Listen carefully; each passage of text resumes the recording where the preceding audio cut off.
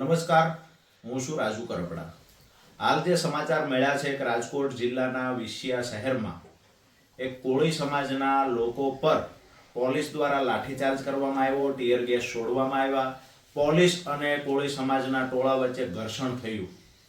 પહેલા તો આખી ઘટનામાં તમામ સમાજના લોકો સાથે કોળી સમાજના લોકોની જે લાગણીઓ છે એની સાથે અમારી લાગણીઓ જોડાયેલી છે. અમે તમામને નમ્ર વિનંતી કરીએ છીએ, પહેલા તો શાંતિ જાળવવાની કોશિશ કરવામાં આવે. સંપૂર્ણપણે શાંતિથી કોઈ પણ પ્રશ્ન હશે તો એનું સમાધાન 100% થશે. પણ સામસામે ઘર્ષણ કરવાથી સરવાળે નુકસાન સામાન્ય પરિવારના લોકોને અને ગુજરાતને અથવા તો જે આપણી વ્યવસ્થા છે ક્યાંક ને ક્યાંક વ્યવસ્થાને નુકસાન પહોંચે છે. એટલે નમ્ર વિનંતી કરીએ છીએ કે પહેલા તો શાંતિ જાળવવાની કોશિશ કરવામાં આવે. બીજી વાત કે આખી ઘટનાને જે અંજામ આપવામાં આવ્યો, તો આજથી 5-6 દિવસ પહેલા કોળી સમાજના એક યુવાનની એક ભૂમાફિયા દ્વારા હત્યા કરવામાં આવે છે. જ્યારે હત્યા થઈ છે ત્યારે પીડિત પરિવાર દ્વારા ડેડ બોડી સ્વીકારવા માટે અમુક માંગણીઓ મૂકવામાં આવે છે.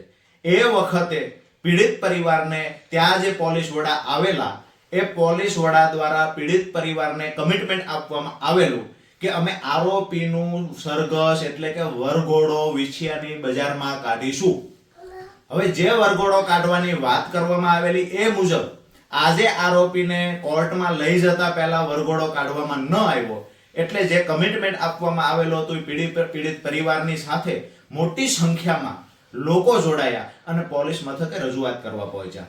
આ સમયે પોલીસ અને ટોળા વચ્ચે ઘર્ષણ થાય છે અને જે ઘર્ષણમાં કોળી સમાજના બહેનો, દીકરીઓ, ભાઈઓ, વડીલો ઘણા બધા ઈજાગ્રસ્ત પણ થાય છે, જે હોસ્પિટલ એડમિટ કરવામાં આવ્યા છે.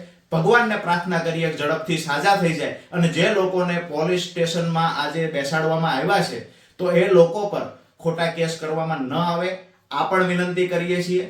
અને આખી ઘટનામાં જે પોલીસ અધિકારી દ્વારા કમિટમેન્ટ આપવામાં આવેલું કે અમે વરઘોડો કાઢીશું અને વરઘોડો ન કાઢ્યો એટલે આખી ઘટના ઘટી છે, ત્યારે કાયદાની બહાર જઈ અને કમિટમેન્ટ આપનારા અધિકારીઓને ખરેખર પાઠ ભણાવવાની જરૂર છે. ગૃહમંત્રી શ્રીએ પોતે જો કાયદો નથી ભણ્યા તો આવા અમુક અધિકારીઓ છે, જેવી રીતે અમરેલીની ઘટના ઘટી છે એની હજુ સાય સુકાણી નથી, હજુ દીકરીને ન્યાય મળ્યો નથી, વરઘોડાના બહાના હેઠળ ખાખી બદનામ થઈ છે. તો અહીંયા પણ વરઘોડો કાઢીશું આવું કમિટમેન્ટ અધિકારી દ્વારા શા માટે આપવામાં આવ્યું? તો નમ્ર વિનંતી છે પોલીસ વિભાગને, 2-5% પોલીસ અધિકારીઓ કાયદો વ્યવસ્થા સાચવી શકતા નથી પણ કાયદાની ઉપરવટ જઈ કાં તો વરઘોડા કાઢે છે કાં તો કમિટમેન્ટો આપે છે, જેના કારણે ક્યાંક ને ક્યાંક બે સમાજો વચ્ચે ઝઘડા થાય છે. આજે જે આખી ઘટના ઘટી છે એમાં ક્યાંક ને ક્યાંક મારું એવું માનવું છે પોલીસ અધિકારી દ્વારા જે કમિટમેન્ટ આપવામાં આવ્યું હતું, કમિટમેન્ટ જવાબદાર છે.